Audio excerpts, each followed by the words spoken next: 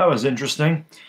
Anyway, I figured I would do a little quick live stream here during my lunch break because, I'm just watching, listening to comments and watching these videos that I find kind of amusing about the New York Giants. Obviously, we are doing something right these days because there are a lot of haters right now for the New York Giants. And I find this amusing for the simple fact this. I'm reading all these comments about the Giants, and we're 5-1 since the break, or 4-1 since the break. I'm sorry. The Giants seem to have turned the corner a lot. We were really bad at 1-7 at the beginning of the year, and we know that. But since the bye, we're 4-1. Now all these haters are starting to come into play. Oh, you're not beating anybody good. You're beating all these backup quarterbacks, especially from Eagle fans. I heard this from Eagle fans the other day when the Giants demolished the Redskins 40-16. Oh, don't calm down, bad dog. Calm down. You just beat Mark Sanchez. Calm down. Calm down. You beat a backup quarterback. Who cares? These are Eagle fans, mind you, right?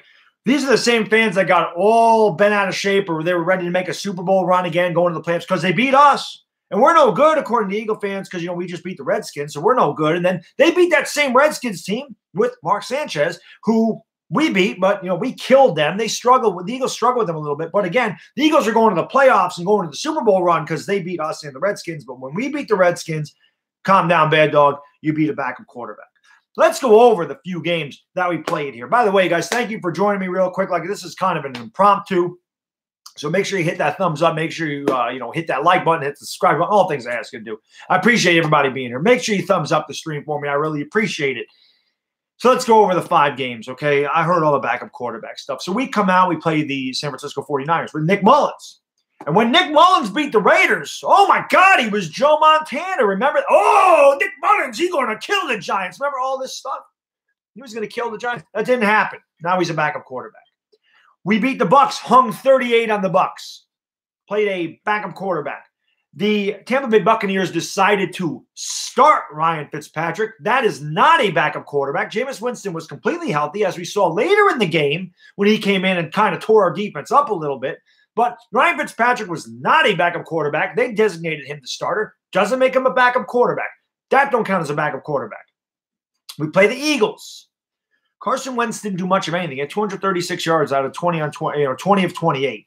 We lost that game for the simple fact we didn't run the ball in the second half. Penalties killed us, and we didn't have any drives. The Eagles' defense shut us down, but that had nothing to do with us playing a starting quarterback. It had a lot to do with our head coach and the play calling in the second half of the game, because the first half of the game, we didn't even punt. We did not punt the ball one damn time. Then we play the Chicago Bears, the second best run defense in the league. Saquon Barkley tore them up for 124 yards on the ground. We hung 30 on the Bears. Granted, 7 of it was, pick 6. I get that. But the offense moved the ball all day against that defense. And then, of course, last week, Sunday, we destroy the Washington Redskins 40-16. It's never close. We have 34 points at the half. Saquon Barkley had 159 yards on 10 carries. My point being, what the hell does the backup quarterback situation that we play against these teams have to do with the New York Giants offense turning the corner? The offense does not play against the backup quarterback. And since the bye, you can see the gelling has begun, okay? It was a struggle. It takes time for teams to gel. It takes time for them to gel. Soler and Hernandez are playing so much better on the left side of that line, and I say it every week. Jamon Brown tied this line together. The offensive line has begun to play great football, which in turn makes Saquon Barkley great. Since the bye, Saquon Barkley is great anyway, but it helps to have a great offensive line in front of you, and our offensive line even great. It's about average now. Saquon Barkley has 620 yards rushing since the bye. He's averaging 120 yards a carry, over 120 yards a game. He's averaging over 6 yards a carry, and he has 6 total touchdowns. What does that have to do with a backup quarterback? Nothing. Eli Manning, since the bye, 10 touchdowns, 2 interceptions. What does that have to do with the defense playing against backup quarterbacks? Nothing. The Giants have scored 137 points in 5 games since the bye. They're averaging over 31 points a game. What does that have to do with playing backup quarterbacks? The fact of the matter is, this offense has turned a corner. The offensive line is playing well. Saquon Barkley's running the ball effectively. We're not turning the ball over. This is why we're winning, not because we're playing against Chase Daniels. And by the way, Did you see how Mitch Trubisky looked against the Rams the other night? And think about it. The Bears defense shut Todd Gurley down. I think Todd Gurley had 30 yards rushing in that game. Saquon Barkley had 124. What does that have to do with the quarterback? Nothing. It has to do with the Giants' offense turning a quarter. Yes, I understand. The defense has got a lot of pick sixes, okay? We've gotten sacks. We've gotten 14 sacks in the last 3 games. What does that have to do with playing a backup quarterback? That has to do with the pass rush. The backup quarterback's not sitting back there getting sacked because he's just standing there. There is some pressure on these guys. We sacked Wentz, what, 3 times? He's not a, excuse me, not a backup quarterback. So I bring the juice down here. He's not a backup quarterback. What does the backup quarterbacks have to do with anything? I don't even understand. It doesn't make sense to me whatsoever. But that's how I know that the Giants are beginning to do things correctly. When people start to hate on your accomplishments, when people don't like to see you succeed, that's how you know you're turning a corner. That's how you know you're getting better. Let's face it, guys. The beginning of the year was a struggle for us. It definitely was. But this team has already improved, and you can see it getting better and better and better. Every week you can see this team improving on both sides of the ball. Dave Gettleman had 1 year this year to try to get out from underneath 7 piss-poor drafts in a row. And you see it going this way. And that's why Giants fans are excited about our future, because we know we have at least 11 draft picks this year. If he trades Olivier Vernon, if he trades Norris Jenkins, we could have more. He could trade some of those picks and move up in the draft. He could trade down and get more picks. You don't know. And our cap relief will be even better, especially if they move on from Eli Manning. Trade Janoris Jenkins. We get out from underneath that $15 million cap hit that we took for JPP this year. The Giants will have a lot more cap space going into next year to make more free agent moves and to get more players through the draft. This is why we're excited. No, I get it, okay? We're supposed to beat Mark Sanchez, but we didn't struggle with him like the Eagles did. The Giants went in there and mollywopped their ass. It was over at halftime. Done. Finito, as Mad Dog would say. Finito. It was over. So we've won 4 out of 5 games. Now, of course, like I said, all the haters, oh, you ain't beating anybody. You're beating backup quarterbacks. You're beating backup quarterbacks. We can't help who the hell we play. And like I said, all the talk is about Nick Mullins after that Raider game, how great Nick Mullins is going to be, but we beat him. He's nobody. Ryan Fitzpatrick, the designated starter for the Tampa Bay Buccaneers. We beat him. He's a backup. Okay? Chase Daniels is a backup. Mitch Trubisky was hurt, but again, watch Trubisky play against the Rams. Go back and watch that Rams-Bears game. He looked terrible. And then, yes, Mark Sanchez is trash. Okay? But that has nothing to do with the Giants just steamrolling the Redskins on their defense. One thing I'm very proud of with this Giants team, very proud. This is what makes me the most proud about this team. We were 1-7 at the bye. This team could have mailed it in. This team could have quit. This team could have said this season's over. The Falcons have quit. The Jags have quit. Hell, I even think the Redskins have quit. We have seen teams quit. This Giants team has not quit. They didn't quit on Shermer. They didn't quit on Gettleman. They didn't quit on the fans. Last year, the Giants quit. This year, they did not. Guys got to tank. You guys got to tank. You don't want to win any more games, Bad Dog. You got to tank. The hell we want to tank. We don't need to tank. This team needs a winning culture. And I don't give a damn who the opposing quarterback is. A win is a win in this league. And wins are tough to come by in this league. But I find it funny, some of the hypocrisy that goes on here with some of these fans who sit there and go, oh, you beat Mark Sanchez and you guys suck, Eagle fans. You guys are terrible. But when the Eagles beat us, didn't deserve to win that game either, by the way. I mean, we dominated. We blew it at ourselves, okay? They beat us. And they beat that same Redskin team, that barely, by the way, that we demolished. But, again, they were going to the playoffs before that Cowboy game. They were all hyped up about beating the Cowboys when they beat the Giants, who supposedly we stink, and the Redskins, who had Mark Sanchez in there for the second half of the game. So I just find that amusing. But this team could have quit. It didn't quit at all. This team has fought. This team has, gelled. There is chemistry. There is now a winning culture here in the Giants. Our next 3 games are going to be tough. Titans ain't no pushover. We saw what they did to the Jags, and that's why I know the Jags quit.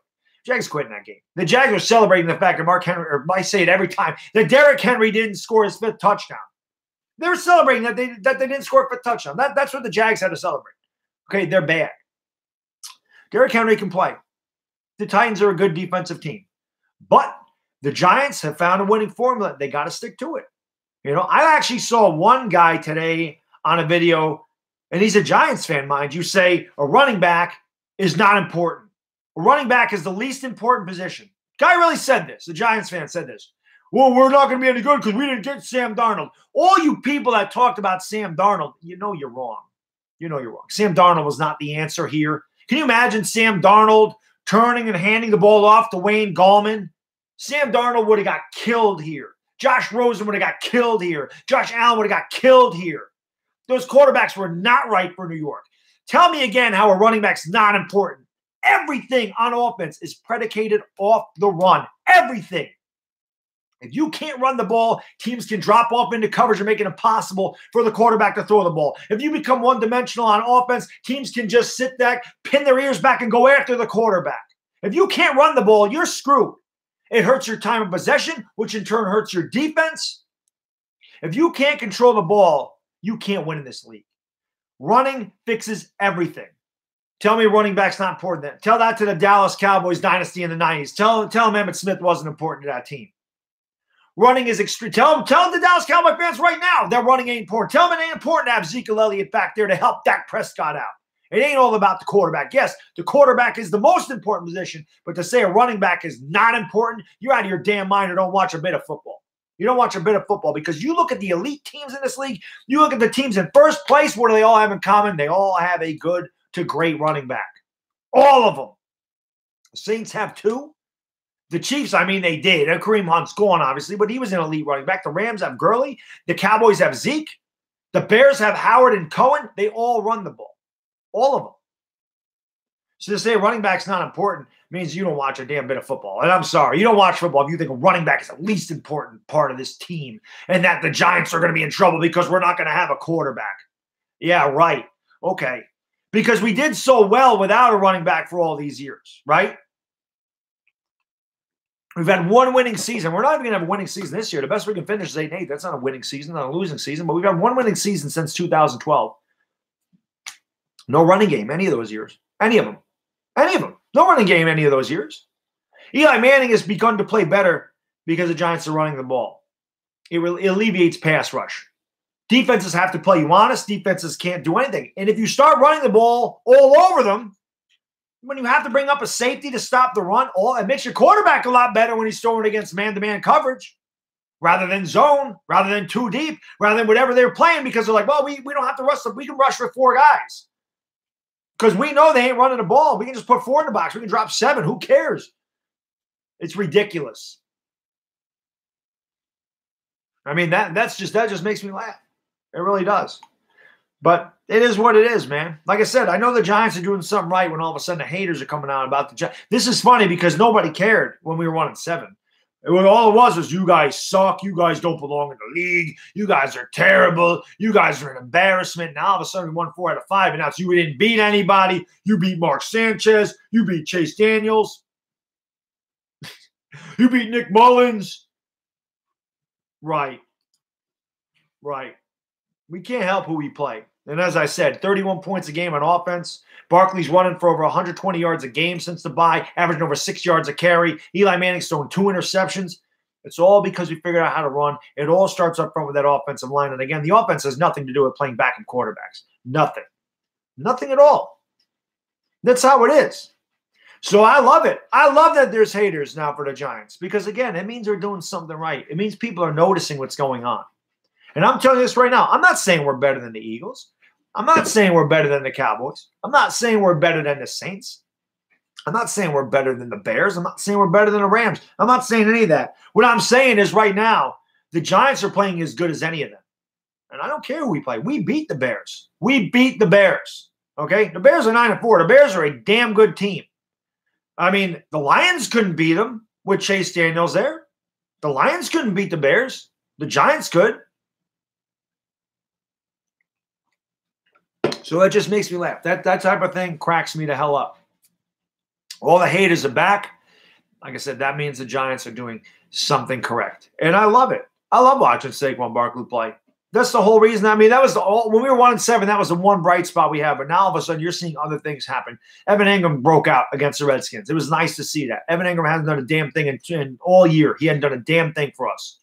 You ever get that piece of the puzzle going? You ever Yeah, and this is why people say, are we better without Beckham? I don't think we're better without Beckham. I don't. But I think it makes Eli Manning better.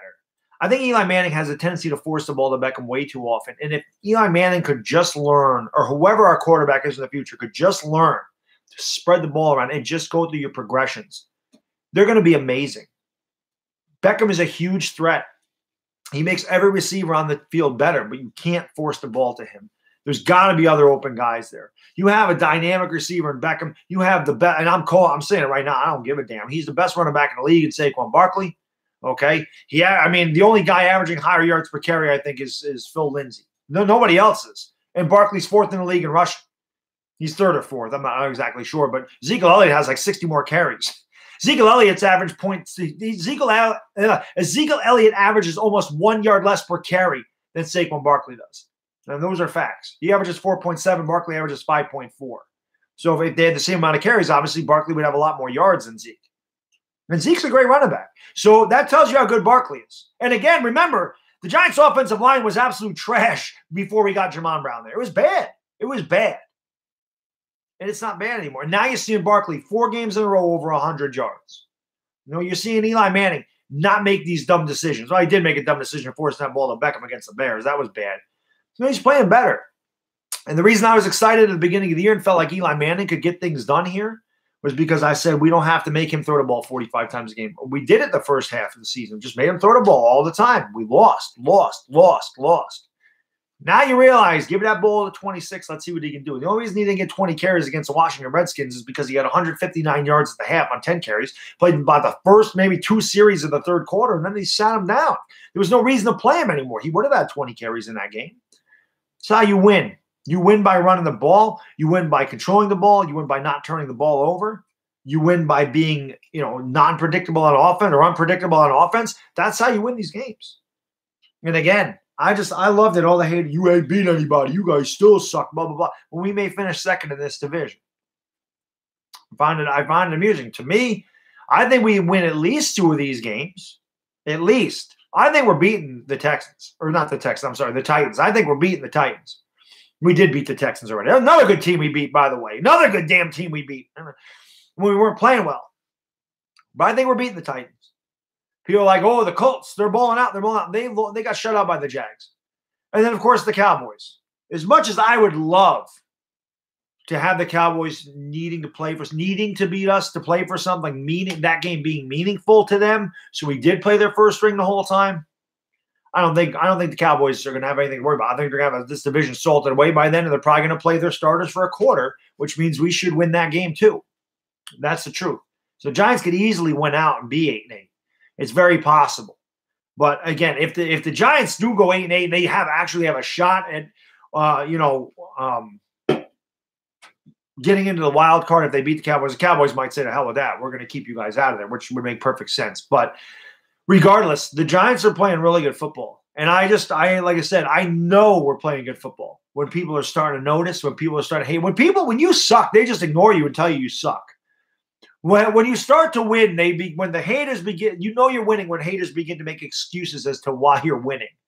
Instead of just saying, damn, you're playing good football. They want to know, you played Nick Mullins, man. You played Mark Sanchez. You guys stink. We're the Eagle fans. You guys suck. We beat you. We beat the same Redskins team you beat. We barely beat them, but we're going to the Super Bowl, but you guys are garbage. It makes me laugh. It's funny to me. That's how I know we're doing something right. That's why I'm really enjoying this run we're on. It's been a long time since we won. Going into the year, I never said the Giants were making the playoffs going into this year. Never. I thought 9-7. I thought that was a legitimate prediction. Well, it got off to a really bad start. So obviously we're not going 9-7. But I never said we were making the playoffs. All I said going into this year was I want to see improvement. And Lord, has there been improvement since that bye week.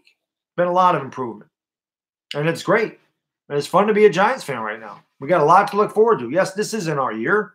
I would love just one shot. I mean, it's going to take a miracle for us to get in. We have to take care of our own business. We got to take it 1 week at a time. We got to take care of the opponent in front of us. I would love to sneak into the playoffs, so don't get me wrong. I don't see it happening because just too much needs to happen for us to get there. But I would love to see it happen.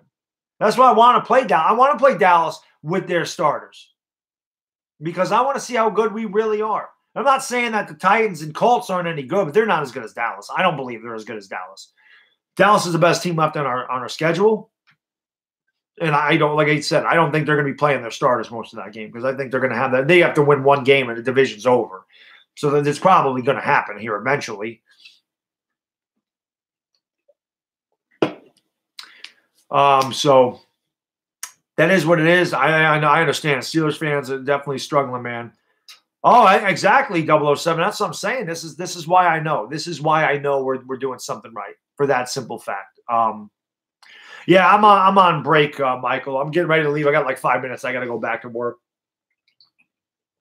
Andrew Luck is no pushover, no. But again, they got shut out by the Jags. It's not even our I'm not even worried. Our offense is good. Our offense is good. Like I said, the Giants had not scored 30 points in 2 years. We finally broke that barrier against the Panthers. We lost on a 63-yard field goal and into really bad officiating. I mean, that game was one of the worst officiated games I've ever seen in my life. We lost that game. That was a tough loss. So we hadn't scored 30 points in 2 years. Now over the last 5 games, we are averaging over 30 points. Averaging over 30 points a game. Okay? Big, and again, that has nothing to do with playing a backup quarterback at all. It doesn't.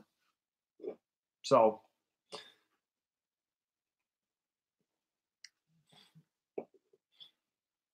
yeah. So we'll see what happens. Thursday night game, yes, I'll definitely be live streaming that.